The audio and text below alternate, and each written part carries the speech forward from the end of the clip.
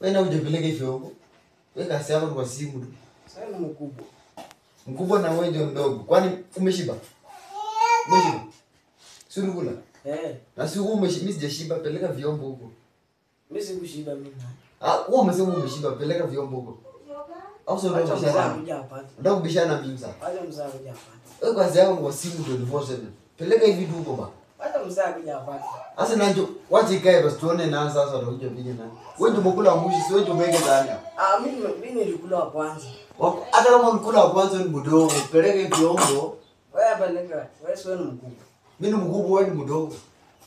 Wewe peleka. Mimi sikatai mkubwa, mkubwa akimaliza na aje sahani hapo. Wewe ni mdogo, chukua vyombo peleka huko. Unapeleka hapo peleka. Sipeleka. Acha ikae basi tuone nani basi. Watapiga na acha mzaa kuja hapa. Kwani mimi ndaanzaje ku bana peleka vyombo. Kwani acha mzaa kuja hapa. Sasa tuone watagonga nani. Mimi nakumbuka kupiga na msipi asubuhi. Tulia. Msipi itakuja. Ni ya ndebe vyombo.